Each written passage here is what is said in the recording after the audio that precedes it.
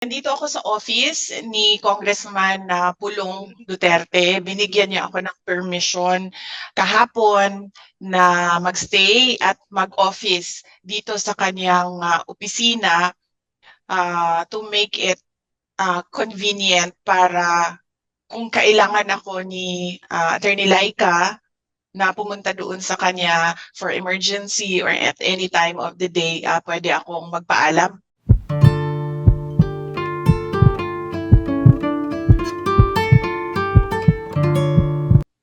Maybe request po, Sarah, any statement muna on your visit po dito kay inyo pong Chief of Staff, kay Attorney Zulaika Lopez. Ngayon po, as we speak sa inyo pong press ko, nasan po kayo ngayon? Kamusta po yung bisita po ninyo kay, Attorney Zulaika? Sorry for that. Yes, maraming salamat, Ma'am Marian. Nasaan ako? Nandito ako sa office ni Congressman Pulong Duterte. Binigyan niya ako ng permission kahapon na magstay at mag-office dito sa kanyang opisina to make it convenient para kung kailangan ako ni Attorney Laika na pumunta doon sa kanya for emergency or at any time of the day, pwede akong magpaalam sa House of Representatives na pupunta ako doon sa kanya. She has expressed fatigue, nausea, lightheadedness. Hindi siya nakapag-therapy kahapon. Meron siyang physical therapy plan kasi hindi siya nakapag-therapy kahapon kasi hindi napayagan.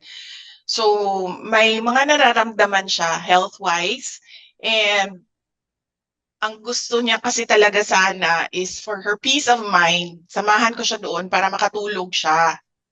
But the best alternative namin at this point, sabi ko sa kanya, is for me to stay dito sa office ni Kong Pulong so that anytime na she has a panic attack or an anxiety attack, and she feels, kasi lagi niya sinasabi, nasusuka ako. Although thank God, hindi pa naman siya nasuka or sumuka. But for the past year, 2 beses na rin kasi siya na admit sa hospital sa pagsusuka. So yun. She is in high spirits. Actually, napapatawa ko pa siya. So ibig sabihin,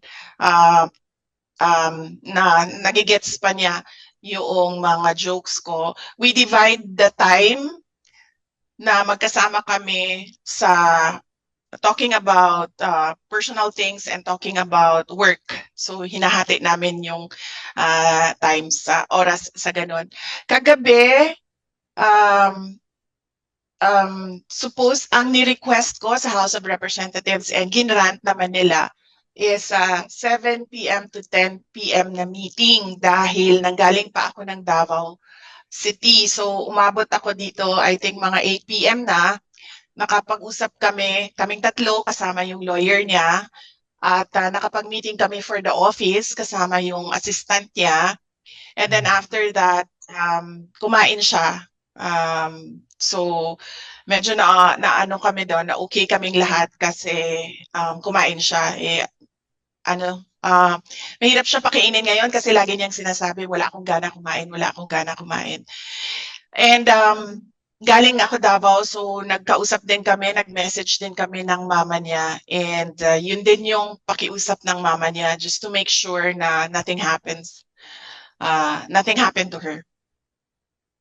Marian, any So, follow-up? yes, yun yung nangyari kagabi. And then ngayon, kanina, I visited twice. Ang schedule ko kanina sa meeting with her was 11. It was a long meeting, a working meeting. So 11 a.m. to 1 p.m.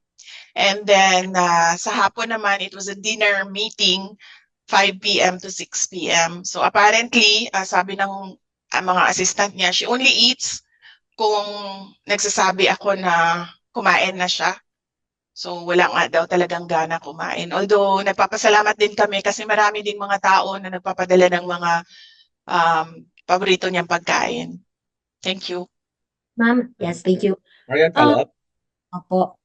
VP, kasi I understand that Attorney Zulaika po will be detained po dyan sa House until Monday, no? The next hearing po ng Committee ng Good Government.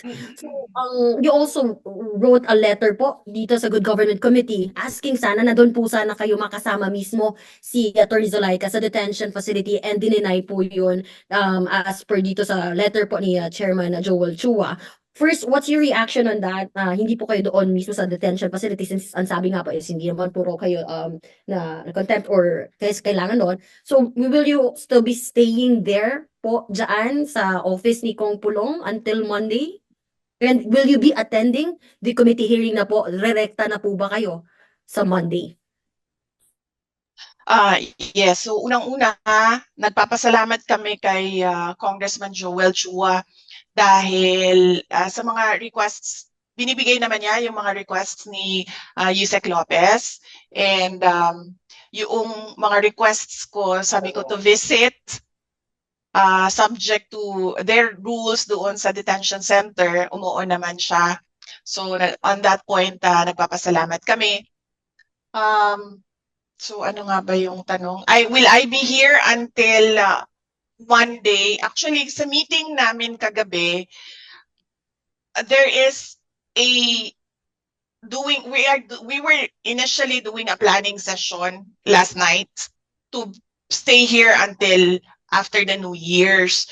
Kasi we were comparing the time period to Ilocos 6, and then ito din yung time period ng Ilocos 6 who spent Christmas and New Year's dito sa detention. So kagabi, yung planning talaga namin was until after the New Year, yung detention.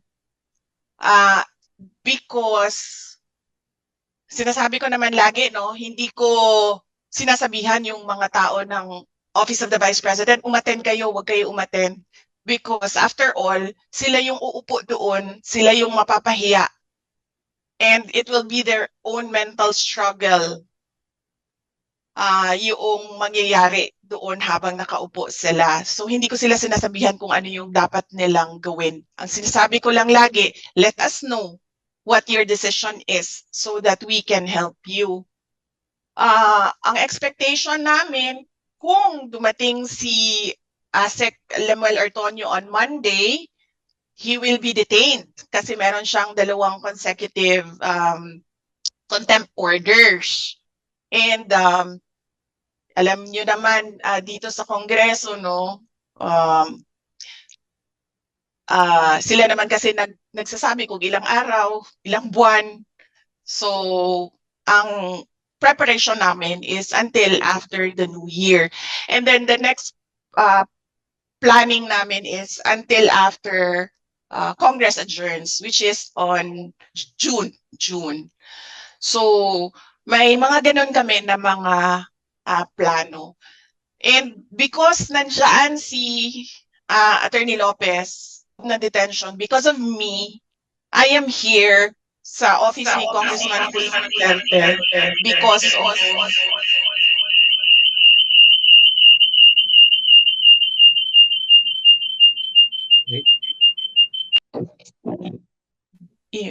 okay.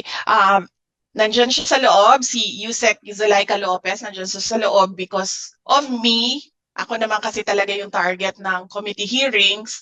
Nandito ako sa loob ng office ni Congressman Pulong Duterte because of her in detention. So expectation namin, pagdating ni Gina Acosta, kung darating man siya, pagdating ni Lemuel Ortonio, ni Sunshine Fajarda, and ni Edward Fajarda, ganun na rin yung gagawin namin. So,